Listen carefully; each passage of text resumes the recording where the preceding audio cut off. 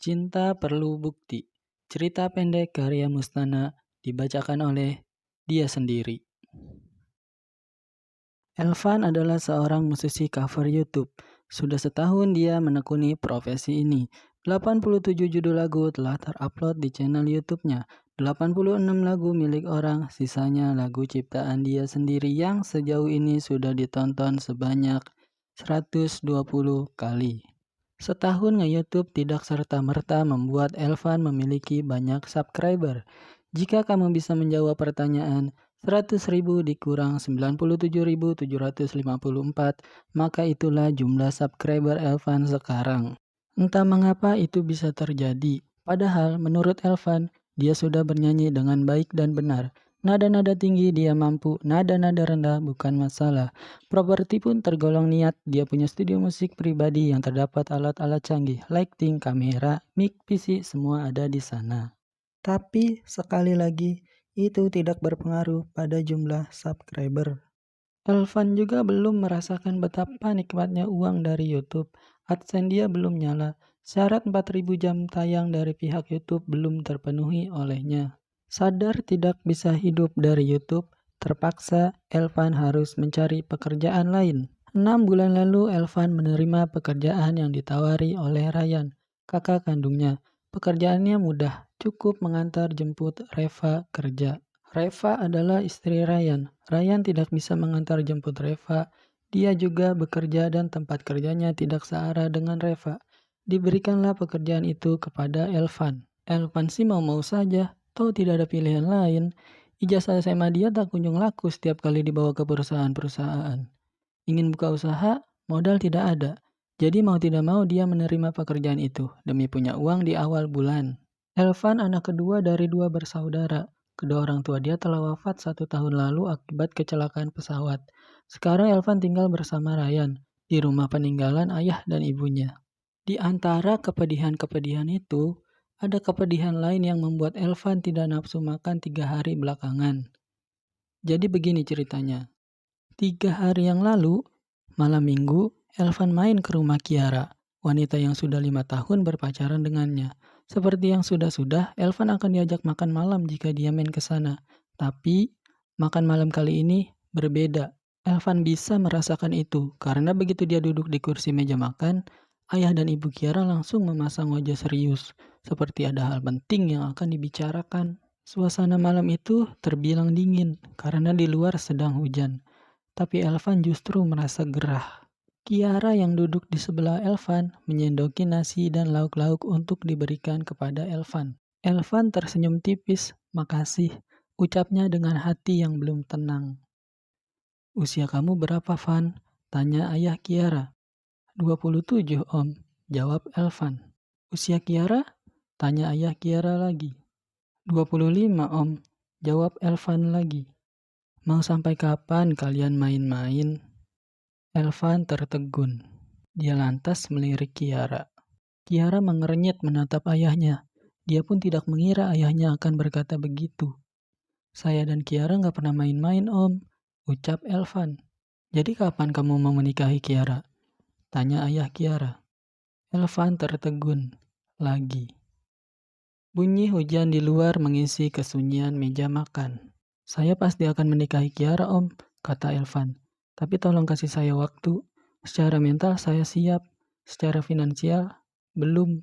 3 bulan dari sekarang ya." 3 bulan? Elvan kaget. Itu waktu yang sangat singkat. "Iya," balas ayah Kiara. "Nggak perlu mewah. Kalau perlu antar keluarga kita saja." "Tapi nggak secepat itu juga dong, Pak," keluh Kiara. "Nak, usia kamu sudah 25, sudah siap untuk menikah," kata ayah Kiara. "Ya tapi jangan 3 bulan juga." "Loh, kenapa? Orang Elvan saja tidak keberatan." Ayah Kiara menatap ke arah Elvan. "Iya kan, Van?" "Iya, Om," sahut Elvan. 3 bulan dari sekarang saya akan datang ke sini bersama keluarga saya. Kita rencanakan pernikahan." Itulah yang membuat Elvan tidak nafsu makan 3 hari belakangan. Dia menyanggupi apa yang sebenarnya dia tidak sanggup. 3 bulan menikah, gila. Uang dari mana? Elvan juga tidak tahu. Boro-boro buat nikah, buat beli gitar Yamaha seharga 1 juta pun Elvan tidak mampu. Bersama beban yang memberatkan kaki tiap kali melangkah, Elvan mendatangi Ryan, menumpahkan segala problemnya. Namun Ryan tidak bisa membantu apa-apa. Ekonomi dia juga sedang surut. Ryan hanya menyarankan agar Elvan berusaha lebih giat lagi. Pukul 5 pagi Elvan sudah di garasi, duduk di atas motor Mio Soul yang mesinnya menyala. Ransel hitam tercangklong di pundaknya, berisi 10 buah surat lamaran kerja. Seberes mengantar Reva, dia berkeliling mendatangi pabrik-pabrik. 10 pabrik dia datangi dan ke-10-nya menyatakan sedang tidak ada lowongan. Dia lantas mendatangi 5 orang teman. 3 berkata sedang tidak ada lowongan, sisanya masih menganggur. Elvan pulang tanpa hasil. Keesokan harinya Elvan melakukan hal serupa dan mendapat hasil serupa pula. Dengan patah asa, Elvan masuk ke studio musik pribadinya, menyalakan lampu, menyalakan kamera, meraih gitar, dan bernyanyi di depan mic yang terhubung ke PC. Satu lagu patah hati dia nyanyikan. Setelah selesai, dia edit sedikit, kemudian dia upload ke YouTube. 5 jam setelah terupload, videonya baru ditonton 30 kali. Elvan mengembus nafas gusar. 5 hari berikutnya, Elvan tidak melakukan hal yang sama. Seberes mengantarkan Reva, dia langsung pulang. Memakai baju paling rapi, mengambil gitar, lalu dia bawa keliling kampung yang cukup jauh dari rumahnya. Rumah demi rumah dia datangi, bernyanyi lantang dengan iringan gitar yang tak kalah lantang.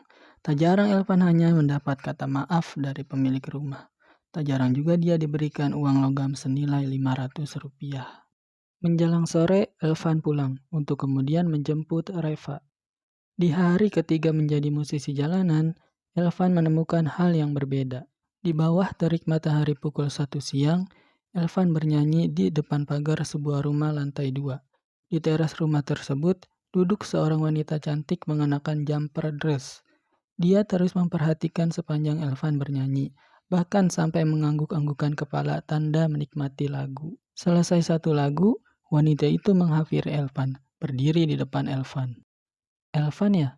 tanya wanita itu, tersenyum. "Kok kenal?" Elvan malah balik nanya.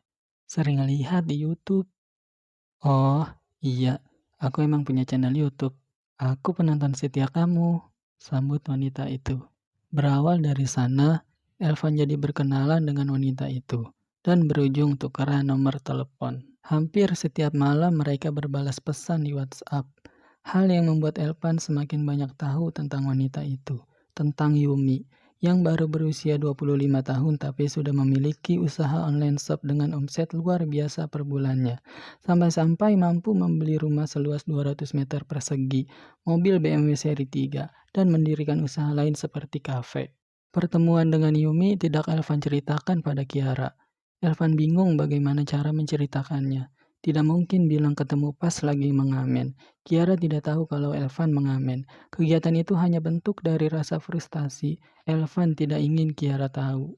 Semakin dekat dengan hari perencanaan pernikahan, Elvan semakin cemas. Ia belum juga mendapat pekerjaan yang setidaknya cukup untuk menutupi kebutuhan Kiara. Tidak perlu banyak, asal cukup. Iseng-iseng Elvan membuat status WhatsApp.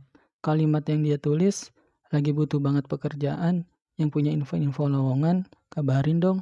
5 menit kemudian, Elvan menerima pesan dari Yumi.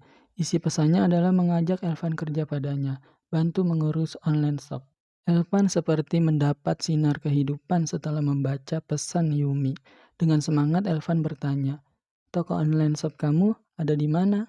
Yumi membalas, "Nggak ada toko, Van. Barang-barang aku stok di rumah.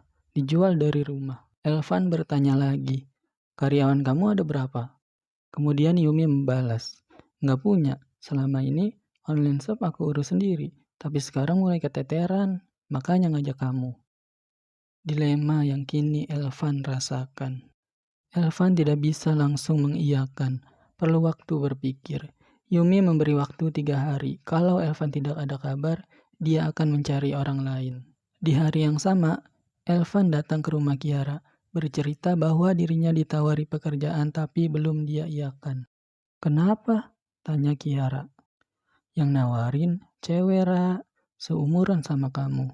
Dia punya usaha online shop, dijual dari rumah.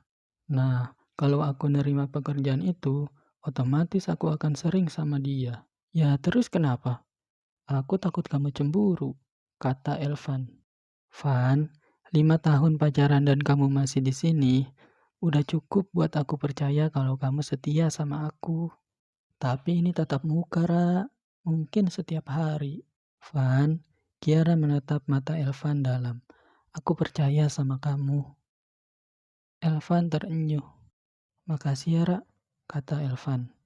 Aku yang makasih karena kamu sudah mau berjuang demi aku, balas Kiara. Cinta kan perlu bukti, Ra, dan ini bukti aku, kata Elvan. Di depan Kiara, Elvan menelepon Yumi, mengabarkan kalau dirinya siap bekerja mulai besok. Oke, begitu balas Yumi. Setelah itu, Elvan mendatangi Ryan dan Reva.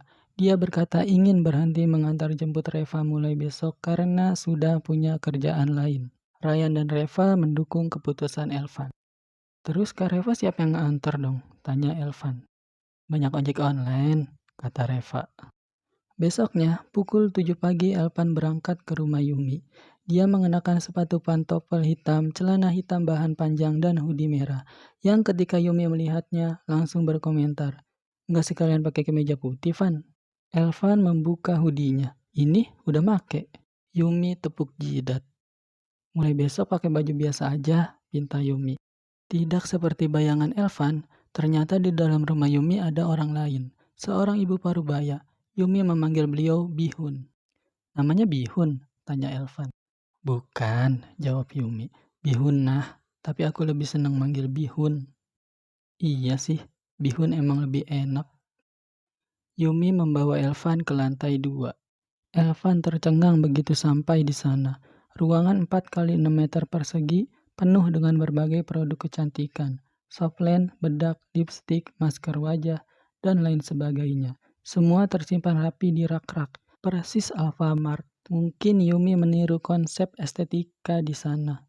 Yumi kemudian menjelaskan tugas untuk Elvan, yaitu nanti Yumi akan memberikan buku berisi deretan produk-produk yang harus dikirim.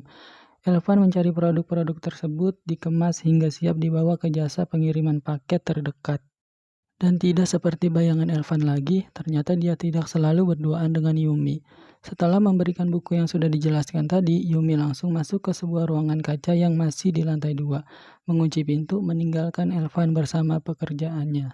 Elvan semakin merasa tenang. Walaupun beberapa hari kemudian dia dihadapkan situasi mendebarkan, yaitu ketika Yumi hanya memakai tank top dan hot pants. Kalau sudah begini, Elvan cuma bisa meneguk ludah. Kok kamu berani sih ngajak aku kerja di sini? Aku laki-laki loh, dan kamu perempuan. Aku bisa aja jahat sama kamu, kata Elvan pada suatu makan malam. Di setiap sudut rumah ini ada CCTV kok. Kalau kamu macam-macam, terekam. Bisa jadi bukti di pengadilan. Yumi tersenyum. Elvan cuma diam. Lagi pula nggak mungkin lah kamu macam-macam. Kan mau nikah, kata Yumi. Tahu dari mana aku mau nikah? Tanya Elvan. Tahu lah, aku kan fans kamu. Aneh ya, masa idola kerja sama fans, kata Elvan. Yumi tertawa. Nanti aku nyumbang catering ya, kata Yumi kemudian. Segitu miskinnya ya aku, catering aja sampai ada yang nyumbang. Yumi tertawa. Suatu saat kamu akan kaya kok, aku yakin. Secara gak langsung kamu mengamini kalau aku miskin banget loh. Yumi tertawa lagi. Seminggu kerja, Elvan mulai menanyakan soal gaji. Dia ingin tahu sekali berapa pendapatan dari bekerja masuk pukul 8, pulang pukul 8. Dan begitu Yumi menyebut nominal, Elvan berhenti napas 3 detik. Lalu langsung punya keinginan. Keinginannya adalah kredit rumah. Waktu menerima gaji pertama, hal pertama yang Elvan lakukan adalah mentraktir Ryan dan Reva. Setelah itu, keluarga Kiara. Niatnya mau mengajak sekeluarga, tapi ayah dan ibu Kiara sedang menerima tamu sehingga tidak bisa ikut. Pak Gusti, teman lama papa, kata Kiara memberitahu tamu di rumahnya. Dia bawa anaknya, Azil, baru pulang dari Belanda. Azil, berapa usianya? Tanya Elvan. Kurang tahu, 30 kayaknya. Udah punya istri? Pacar aja belum. Gimana kalau dia suka sama kamu? Tanya Elvan. Tinggal bilang, aku udah punya calon suami, Namanya Elvan. Elvan tersenyum geli. Bisa aja calon istri. Dia mencolek hidung Kiara. Kiara tertawa renyah. 6 hari kemudian, pukul 6 sore, ketika Elvan sedang sibuk mengemas masker wajah untuk dikirim ke jasa pengiriman paket, Kiara menelpon. Van, papa rese deh. Aduh Kiara, masa aku disuruh nemenin Ajil keliling-keliling kota? Dia belum tahu jalan katanya. Kamunya mau? Tanya Elvan. Enggak. Ya udah, bilang aja nggak mau. Kamu kan tahu papa, dia suka maksa. Katanya sekali ini aja, papa nggak enak sama Om Gusti. Elvan garuk kepala tidak gatal. Jadi tujuan aku nelpon kamu tuh supaya kalau kamu nggak sengaja lihat aku lagi sama si Ajil, kamunya jadi nggak salah paham, jelas Kiara. Elvan diam. Aku pergi ya Van, sebentar kok, kalau perlu nanti aku minta turun di tengah jalan. Hati-hati ya Ra, Elvan berkata lirih setelah diam beberapa saat. Iya calon suamiku tersayang. Kiara menutup telepon. Seketika badai kecemasan menghantam Elvan. Ajil entah pria seperti apa, entah punya maksud apa kepada Kiara. Bagaimanakah? Segera Elvan menepis lamunannya. Dia sedang bekerja. Konsentrasi tidak boleh kendur. Elvan baru bisa bernapas lega 2 jam kemudian, setelah Kiara mengabarinya bahwa sudah di rumah. Seminggu sebelum hari perencanaan pernikahan, Elvan diminta datang ke rumah oleh Kiara untuk membahas hal penting. Baru banget sampai di halaman rumah, masih duduk di atas motor menyala, Elvan sudah disambut oleh Kiara. Dan yang semakin mengagetkan, Kiara langsung naik ke jok belakang sambil berkata, "Bawa aku pergi, Van." "Kemana?" tanya Elvan bingung. "Kamu berantem sama papa mama?" "Enggak," jawab Kiara. "Aku mau cerita, tapi nggak bisa cerita di sini." Masih dilanda kebingungan, Elvan memutar balik motornya, keluar dari halaman rumah Kiara. Di tengah jalan, tiba-tiba Kiara memeluk Elvan sangat erat. Sambil mentitikkan air mata, dia berkata, "Maafin aku, Van." Sadar Kiara menangis, Elvan lekas melipir, berhenti di pinggir jalan, di bawah tiang lampu jalanan kompleks. "Kamu kenapa, Ra?" tanya Elvan. "Maafin aku, Van." Kiara semakin terisak. Air matanya mengalir deras, sampai-sampai membasahi bahu Elvan. Elvan turun dari motor, menyeka air mata di pipi Kiara. "Kamu kenapa?" tanyanya, menatap Kiara lekat. "Kamu gak akan marah kan kalau aku ceritain?" tanya Kiara, sambil susah payah menahan tangis. "Enggak, Ra," balas Elvan. "Janji, janji." Baru membuka mulut hendak bercerita, Kiara kembali menangis. Elvan memeluknya, mengusap-usap punggung Kiara seraya menenangkan. Setelah beberapa saat, akhirnya Kiara bisa bercerita. Jadi, waktu diminta menemani Ajil beberapa waktu yang lalu, di tengah jalan Ajil mampir ke pom bensin membeli minum. Kiara menunggu di mobil. Lalu Kiara diberikan sebotol minuman teh oleh Ajil. Kiara meminumnya. Dan setelah itu Kiara merasa ngantuk yang luar biasa. Kiara pun tertidur. Begitu sadar, Ajil sedang melakukan aksi bejatnya di dalam mobil. Kiara berteriak tapi mulutnya langsung dibekap. Kiara tidak tahu itu terjadi di daerah mana, yang jelas sangat sepi. Kiara merogoh saku jaket levisnya, lalu menyodorkan sebuah tespek kepada Elvan. Mata Elvan langsung berlinang air mata karena tespek di tangannya tertera 2 garis merah. Elvan menatap Kiara. "Kamu? Maafin aku, Van." Tangis Kiara kembali pecah. Elvan memeluk Kiara. "Kamu gak salah, Ra," ucap Elvan dalam pelukan. Air matanya perlahan mengalir membasahi pipi. "Papa sama Mama tahu." Kiara menggeleng. Dengan segala bujuk rayu, akhirnya Elvan berhasil membawa Kiara pulang, lalu bercerita kepada ayah dan ibunya. Ayah Kiara malah meradang. Dia tidak percaya kalau itu hasil dari perbuatan Ajil. Dia justru menuduh Elvan. "Kita buktikan dengan tes DNA, Om," kata Elvan. Beramai-ramai mereka ke rumah sakit. Elvan sendiri. Kiara didampingi kedua orang tuanya. Begitupun Ajil. Dan hasil DNA memang membuktikan bahwa janin dalam kandungan Kiara bukan anak Elvan. Tanpa rasa bersalah, Ajil berkata dengan gagah kepada ayah dan ibu Kiara, "Saya akan tanggung jawab, Om." Buk! Elvan langsung menonjok mulut Ajil. Nggak gini cara dapetin cewek yang lu mau anjing. Buk. Tonjokan kedua dari Elvan mendarat persis di hidung Azil. Azil jatuh tersungkur, darah mengalir dari hidungnya. Dan ketika Elvan hendak memberi pukulan lagi, orang tua Azil dan Kiara menahannya. Om, tante, saya akan tetap menikahi Kiara, kata Elvan ke orang tua Kiara dengan dada yang masih kembang kempis. Kita bahas nanti, balas ayah Kiara. Om dan tante memang tega. Kiara hidup sama cowok bejat kayak dia. Elvan menunjuk Azil. Nanar sorot matanya. Dengan sabar ibu Kiara berkata, Van, kita bahas nanti ya. Elvan hanya diam. Kita bawa kasus ini ke jalur hukum. Seru ayah Kiara ke Azil dan kedua orang tuanya. Ayah Kiara berjalan pergi. Ibu Kiara menyusul. Elvan menggandeng Kiara, lalu ikut menyusul. Kamu yakin mau menikahi aku? Tanya Kiara. Ya aku kandung Bu. Ra, Elvan memotong ucapan Kiara. Itu anak kamu dan akan menjadi anak aku setelah kita nikah nanti. Kiara memeluk Elvan. Sebulir air mata jatuh dari ekor matanya. Hukum menyatakan bahwa Azil bersalah. Ia terjerat undang-undang pemerkosaan dan kini mendekam di penjara. 2 minggu setelah itu, Elvan dan Kiara menikah. Hanya disaksikan oleh keluarga dua belah pihak. Bukan menutupi perut Kiara yang sudah membesar, melainkan memang ini yang mereka rencanakan sedari awal. Setiap orang mungkin punya cara tersendiri untuk membuktikan cintanya. Dan inilah bukti cinta Elvan kepada Kiara.